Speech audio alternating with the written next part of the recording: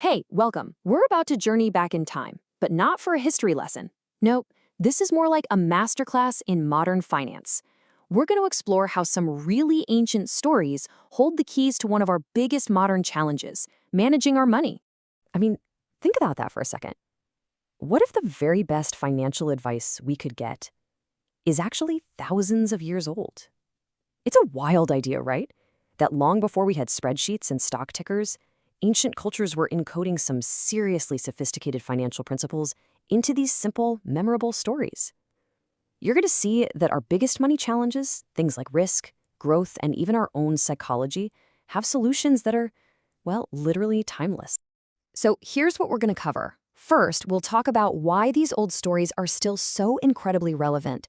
Then, we're diving into three core ideas: the command to actually grow your wealth, how to think about risk and diversification, and finally, how some simple fables totally nail our own financial behaviors. Let's get into it. Across pretty much every civilization, parables and fables weren't just stories for kids. They were these powerful tools, almost like early mental models that helped people figure out the complexities of resources, trade, and wealth. And this is the core idea, really. The basic principles haven't changed. Things that we talk about all the time now: loss aversion, that feeling of hating to lose money, or the need to diversify a portfolio.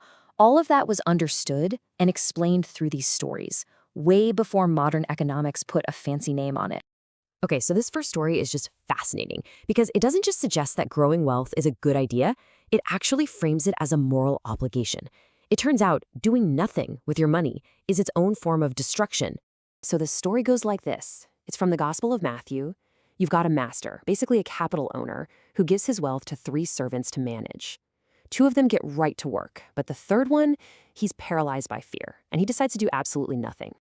And let's be super clear about the stakes here. A single talent was not pocket change. It was a massive amount of money, equal to about 20 years' wages for a regular worker. So in today's money, that servant who did nothing, he was sitting on roughly $1 million. This wasn't a small task. It was a huge, huge opportunity. And this is really the heart of the conflict. The first two servants, they got it. They understood that capital is supposed to be dynamic. It's meant to be out there, circulating and growing. But the third servant, he saw it as something static, something to just be preserved. By burying it, he completely failed to account for things like inflation and opportunity cost. He essentially let its potential just die in the ground. And wow, the master's response is just scathing. He tells him, look, at the bare minimum, you could have put my money with the bankers to earn some interest. So the condemnation isn't for making a bad investment, it's for the complete and total failure to do anything at all. So the crucial takeaway is this: being a good steward of what you have isn't just about preserving it, it's about multiplying it. In this ancient way of thinking, failing to generate a return is actually seen as a wicked and lazy act because it wastes the potential of the asset. Your money, your skills, your opportunities, they're meant to be put to work. Okay, let's move on to our next principle and see how this ancient wisdom deals with the reality of risk. Because if the parable of the talents tells us we must invest, the book of Ecclesiastes kind of tells us how to do it in a world where, let's face it, nothing is certain. This famous line has been interpreted in so many ways, but at its heart, it's this incredibly powerful metaphor for taking calculated risks. It's about sending your resources, your bread, out into the world with the faith that a return will come back to you, even if you can't see how or when. And check this out, scholars have looked at this verse in a few different ways. Commercially, it's about exporting goods on risky sea voyages. From a charitable view, it's about giving without expecting anything back right away. And psychologically, it's just this powerful command to take action and get over that analysis paralysis that stops us from doing anything when the future is unknown. So if the first verse is about taking the risk, this next one is the risk management plan. It says, give a portion to 7, or even to 8, for you know not what disaster may happen on earth. I mean, this might just be the earliest written record of the principle of diversification. Don't put all your eggs in one basket. Why? Because disaster is a given, so spreading your bets is the only truly rational thing to do. And this last quote, it's an absolutely stunning, totally modern warning against what we now call market timing. If you wait for the wind to be perfect, if you wait for the clouds to be perfect, you'll never do anything. The wisdom here is to just get in the game, consistently and with discipline, because the future is and will always be uncertain. All right, let's switch gears a bit and see how these ancient fables are like perfect little case studies for our own financial psychology.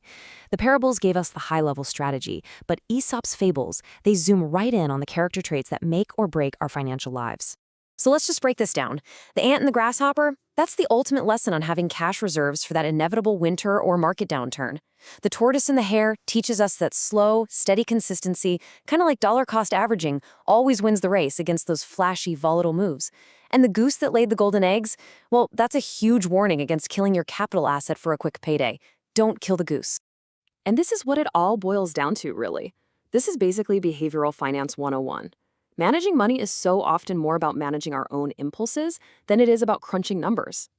These fables show us that our own greed, our own laziness, our own impatience, those are the biggest risks to our financial health. Okay, let's pull all these threads together now. Let's see how these ancient ideas create a really clear, unified framework that we can actually use today. You see, these stories aren't just random pieces of advice. They fit together perfectly. The parable of the talents tells us why we have to act. Ecclesiastes tells us how to act in a world full of uncertainty. And then Aesop's fables come in and warn us about those internal enemies, our own biases, that can destroy the whole plan. Together, it's a complete financial philosophy. So, in the end, it really comes down to this incredibly simple but powerful three-legged stool of wisdom. 1, put your capital to work. 2, protect yourself from the unknown by managing your risk. And 3, maybe the most important, master yourself. Develop the discipline to overcome those psychological traps that lead to ruin. It really makes you think, doesn't it? Our tools have gotten so much more complex. We have algorithms and crypto and a million different things to think about. But the fundamental human challenges of building and keeping wealth, they haven't really changed at all. And maybe, just maybe, these ancient stories offer the clear, simple compass we all need to find our way. If you found this explainer helpful and inspiring, please like, subscribe, and watch for the next upload.